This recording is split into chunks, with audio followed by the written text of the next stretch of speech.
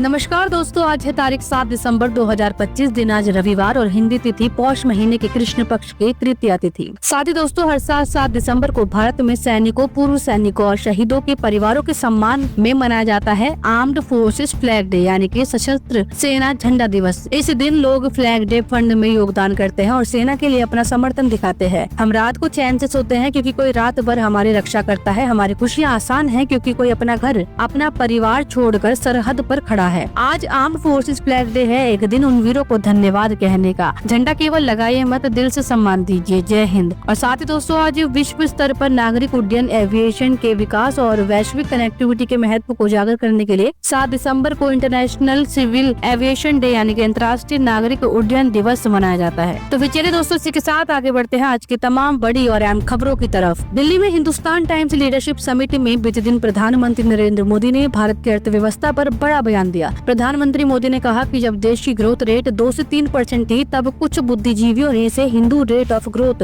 कहकर हिंदू संस्कृति को स्लो इकोनॉमी के लिए जिम्मेदार बताया। लेकिन आज भारत दुनिया की सबसे तेजी से बढ़ती अर्थव्यवस्था है और वही लोग अब खामोश है। मोदी ने कहा कि दुनिया अनिश्चितताओं से भरी है, लेकिन भारत आत्मविश्वास और ग्रोथ के साथ अलग लीग में खड़ा है। उन्होंने बताया कि देश की जीडीपी 8% से ऊपर है, जो भारत को ग्लोबल ग्रोथ ड्राइवर बना रहा है। पीएम ने खुलासा किया कि देश में 78,000 करोड़ रुपए बैंक में और 48,000 करोड़ रुपए इंश्योरेंस में अनक्लेम्ड पड़े हैं, ज्यादातर गरीब परिवारों के। सरकार अब पूरे देश में कैंप लगाकर हकदारों को उनका पैसा दिला रही है। उन्होंने कहा कि अंग्रेजों ने भारतीयों में हीन भावना भरने की कोशिश की है, हमारी संस्कृति, त्योहारों और ज्ञान का मजाक उड़ाया है, लेकिन आज भारत आत्मविश्वास के साथ आगे बढ़ रहा है। मोदी ने बताया कि छोटे व्यवसायों को अब 37 लाख तक गारंटी फ्री लोन मिल रहा है, तो वहीं भारत का महंगाई के साथ लो इन्फ्लेशन मॉडल बन चुका है और स्पेस सेक्टर को प्राइवेट के लिए खोलने का परिणाम स्काई रूट जैसी कंपनियां दुनिया में पहचान बना रही है। अंत में उन्होंने कहा कि पूर्वी भारत, गांव, नारी शक्ति और ब्लू इकोनॉमी जैसे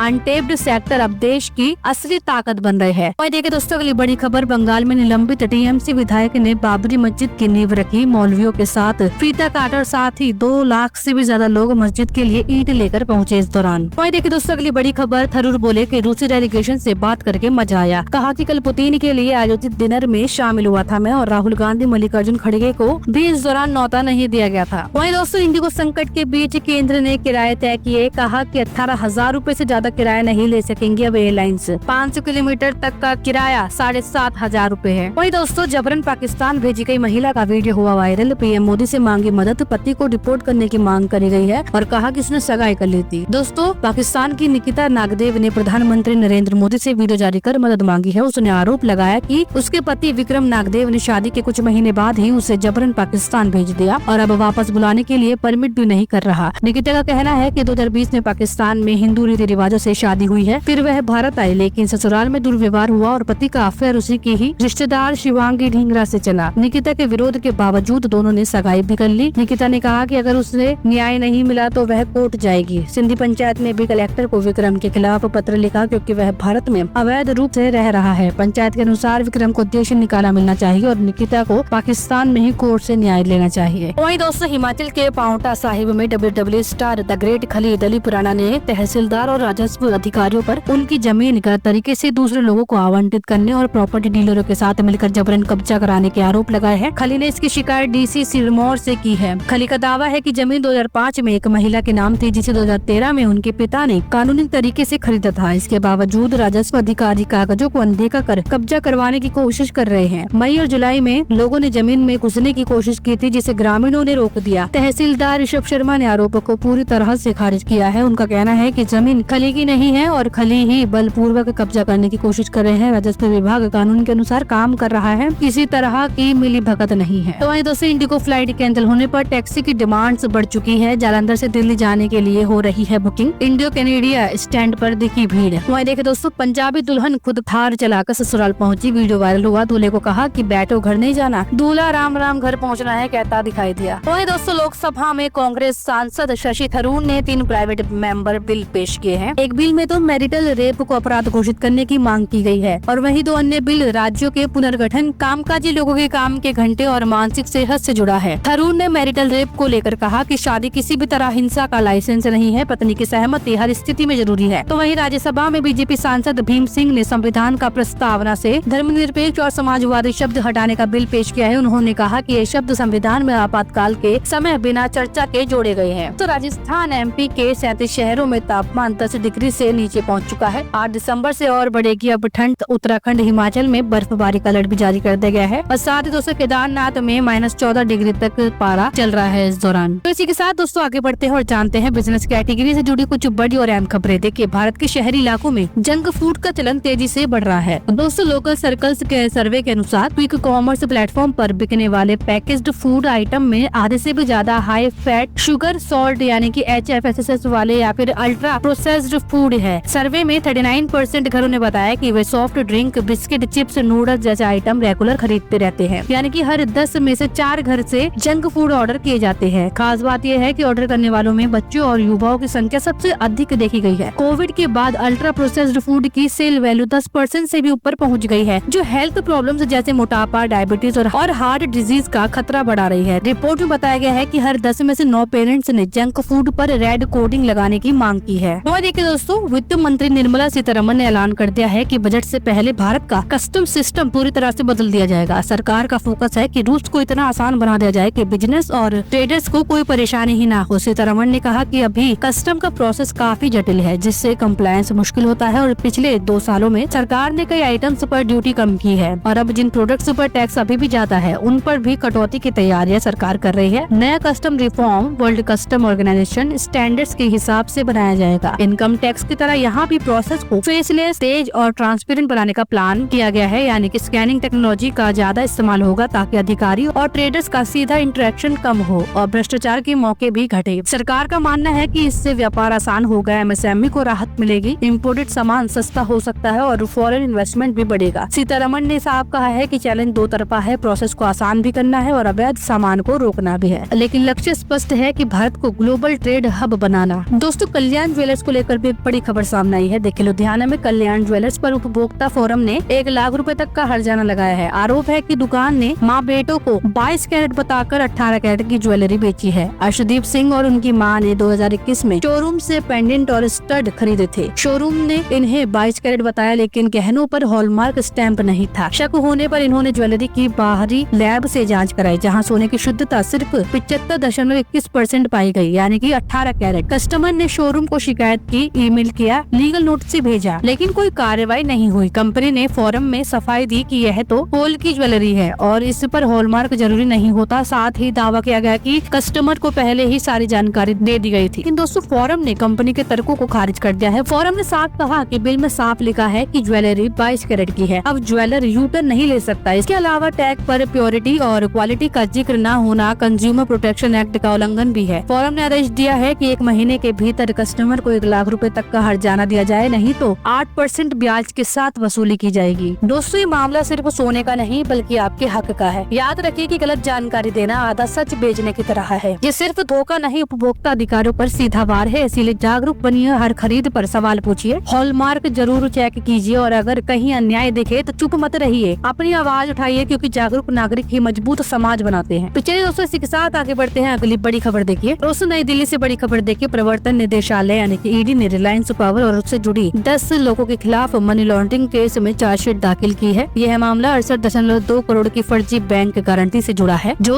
SECI से सोलर टेंडर लेने के लिए जमा की गई थी। ईडी की जांच में सामने आया है कि रिलायंस ग्रुप के अधिकारी पूरी तरह से इसके जानकार थे और साजिश के तहत विदेशी बैंकों के नाम पर फर्जी गारंटी बनाई थी। SBI के नाम से निकली एंडोर्समेंट किए गए और फंड्स को गलत तरीके से रूट किया गया है। चार्जशीट में जिनके नाम शामिल है उनमें रिलायंस पावर, उसकी सहायक कंपनी NUBESS लिमिटेड और रोजा पावर, पूर्व CFO Ashok Kumar Pal, shell company Biswal ट्रेंडलिंग और इसके MD पार्थ बिस्वाल, साथ ही कई अन्य अधिकारी भी शामिल है। ग्रुप का दावा है कि अनिल अंबानी पिछले 3.5 साल से रिलायंस पावर के बोर्ड में नहीं है, इसीलिए इस मामले में उनका कोई संबंध नहीं है। इससे पहले दिल्ली पुलिस की EOW ने FIR की थी और ईडी ने कार्रवाई करते हुए कई संपत्तियां अटैच की है। अशोक पाल और अमरनाथ दत्ता को गिरफ्तार कर जेल भेजा जा चुका है। और बड़ी अपडेट, कल ईडी ने अनिल अंबानी समूह की 1120 करोड़ की नई संपत्तियां भी जब्त की, जिससे कुल अटैचमेंट अब 10,117 करोड़ तक पहुँच गई है। वहीं देखिए दोस्तों, अगली बड़ी खबर, मार्केट वैल्यूएशन के लिहाज से देश की 10 सबसे बड़ी कंपनियों में से 5 की वैल्यू इस हफ्ते के कारोबार में 72,286 करोड़ रुपए बढ़ी है। इस दौरान टाटा कंसल्टेंसी सर्विसेज यानी कि TCS टॉप गेनर रही है। कंपनी का मार्केट कैप 35,910 करोड़ बढ़कर सीधा अब 11.72 लाख करोड़ रुपए पर पहुंच चुका है। टेक कंपनी इन्फोसिस ने अपने मार्केट कैप में 23,405 करोड़ रुपए जोड़े हैं। अब कंपनी का मार्केट कैप 6.71 लाख करोड़ रुपए है। वहीं बजाज फाइनेंस ने 6,720 करोड़ और एयरटेल ने 3,792 करोड़ रुपए अपनी वैल्यूएशन में जोड़े हैं। दोस्तों इस फोटो में आप देख सकते हैं कि इन कंपनियों का मार्केट कैपिटल बड़ा है। TCS, Infosys, Bajaj finance, Airtel और आईसीआईसीआई ये जो है कंपनीज इसमें शामिल है। जिन कंपनियों की वैल्यू गिरी है वो भी आप देख सकते हैं, Reliance, LIC, SBI, HDFC, L&T। ठीक है, इन कंपनियों की वैल्यू, मार्केट वैल्यू गिरी है। तो वहीं मार्केट वैल्यू के लिहाज से देश की टॉप 15 कंपनीज कौन कौन सी हैं उनकी भी लिस्ट यहाँ पे दी गई है, देख सकते हैं आप। HDFC, Airtel, TCS, ICICI, SBI, Infosys, Bajaj Finance, L&T, LIC, हल और Maruti Suzuki, ITC, M&M and HCL Tech. दोस्तों सोना चांदी के दाम के ऊपर भी बड़ी खबर देखिए। सोना चांदी के दाम में लगातार दूसरे हफ्ते तेजी देखने को मिली है। India Boolean and jewellers association यानी कि IBGA के अनुसार 28 नवंबर को सोना 1,26,551 रूपए प्रति 10 ग्राम पर था, जो कि 5 दिसंबर तक 2001 रूपए बढ़कर अब 1,28,592 रूपए पर पहुंच गया है। 17 अक्टूबर को सोना 1,30,874 रूपए प्रति 10 ग्राम पर पहुंच गया था। यह उसकी सबसे महंगी कीमत है। इस हफ्ते चांदी में भी बड़ी बढ़त रही है। पिछले हफ्ते के आखिरी कारोबारी दिन यानी कि 28 नवंबर को 1 किलोग्राम चांदी की कीमत 1,64,360 रूपए की, जो कि इस हफ्ते के आखिरी कारोबारी दिन यानी कि 5 दिसंबर तक 13,851 रूपए बढ़कर सीधा 1,78,210 रूपए प्रति किलो पर पहुंच गई है। इससे पहले शुक्रवार 5 दिसंबर को चांदी 1,78,210 रूपए पर पहुंच गई थी, जो इसकी सबसे ऊंची कीमत है। इस हफ्ते सोना 2,001 और चांदी 13,851 रूपए महंगी हुई है। देख सकते हैं आप 28 नवंबर से लेकर 5 दिसंबर तक कितनी बढ़ोतरी हुई है सोने और चांदी के दाम में यहाँ पे दी गई है। साथ ही दोस्तों सोने के ताजा भाव भी आप देख सकते हैं। 14, 18, 22 और 24 कैरेट सभी की डिटेल्स यहाँ पे दी गई है। और इसके साथ ही इस मैप में सभी राज्यों के सोने के दाम दिए गए हैं, अपने अपने राज्यों से आप देख सकते हैं। तो देखिए दोस्तों, नेटफ्लिक्स ने एंटरटेनमेंट इंडस्ट्री की सबसे बड़ी डील का ऐलान कर दिया है। कंपनी वॉरेन ब्रदर्स स्टूडियो को $72 बिलियन यानी कि 6.47 लाख करोड़ रुपए में खरीद रही है। इस मर्जर के बाद वार्नर की फिल्मों, शोज और HBO की कंटेंट लाइब्रेरी नेटफ्लिक्स का हिस्सा बन जाएगी। Deal cash plus Netflix share के जरिए होगी और अगले साल की पहली तिमाही में पूरी होने की उम्मीद है। इससे नेटफ्लिक्स को 30 करोड़ और वार्नर को 13 करोड़ यूजर्स दोनों की ऑडियंस एक साथ मिल जाएगी यानी। और वॉरेन ब्रदर्स बैटमैन और हैरी पॉटर जैसी बड़ी फ्रेंचाइजी का भी मालिक है, जबकि नेटफ्लिक्स स्ट्रेंजर थिंग्स जैसे ग्लोबल शो बनाता है। मर्जर से नेटफ्लिक्स का मार्केट शेयर 40% से ऊपर पहुंच सकता है और स्ट्रीमिंग वॉर में इसका दबदबा और बढ़ जाएगा। कंपनी 2026 तक वार्नर की IP के साथ 50 नए ओरिजिनल शोज लाने की प्लानिंग कर रही है। डील से ग्लोबल एक्सपेंशन, कंटेंट स्ट्रेंथ और AI आधारित रिकमेंडेशन को और बढ़ावा मिलेगा। वहीं दोस्तों अंतर्राष्ट्रीय घटनाओं से जुड़ी कुछ अन्य बड़ी खबरें देखिए। देखिए पाकिस्तान अफगानिस्तान सीमा पर फिर गोलाबारी शुरू हो चुकी है। 5 जनों की इस बीच मौत हो चुकी है और पीस टॉक के 48 घंटे बाद ही हमला हुआ है। एक दूसरे पर पहले अटैक करने का आरोप लगाया है दोनों ने ही। तो वहीं ब्रिटेन में खालिस्तानी समर्थक बिजनेसमैन पर एक्शन हुआ है। सरकार ने बैंक अकाउंट फ्रीज किए और आतंकी संगठन बब्बर खालसा को मदद देने का शक इन पर जताया है। वहीं दोस्तों राष्ट्रपति भवन में पुतिन ने खाई कश्मीरी अखरोट की चटनी। मेन्यू में झोल, मोमो और दाल तड़का भी मौजूद। तो वहीं PM मोदी ने गिफ्ट किया चांदी का घोड़ा। वहीं जयशंकर बोले कि पुतिन के दौरे से भारत अमेरिका रिश्तों पर असर नहीं, हमारी दोस्ती कोई और तय नहीं कर सकता। भारत रूस संबंध सबसे मजबूत है। वहीं दोस्तों साउथ अफ्रीका के हॉस्टल में गोलाबारी हुई है। 11 जनों की इस बीच मौत हो चुकी है। 25 लोगों को गोली लगी है। पुलिस बोली कि अवैध शराब खाने को लेकर विवाद हुआ था ये। तो वहीं पाकिस्तान ने चीन के अरुणाचल पर दावे का समर्थन किया है। पाक प्रवक्ता बोले कि पूरा साथ देंगे। भारत बोला अरुणाचल हमारा अभिन्न हिस्सा है, सच्चाई नहीं बदलती। तो ये थी दोस्तों आज की सभी महत्वपूर्ण खबरें। जुड़े रहिएगा हमारे साथ क्योंकि हम आप तक हर महत्वपूर्ण अपडेट को सबसे पहले पहुंचाते हैं। अगर आपको ये वीडियो जानकारी पूर्ण लगी हो तो इसे लाइक और शेयर जरूर करें और हाँ ऐसी ही बड़ी खबरों और एक्सक्लूसिव रिपोर्ट्स के लिए हमारे चैनल को सब्सक्राइब करना मत भूलिएगा। तो मिलते हैं अगली वीडियो में नई खबरें और नई जानकारियों के साथ। तब तक के लिए जय हिंद, वंदे मातरम।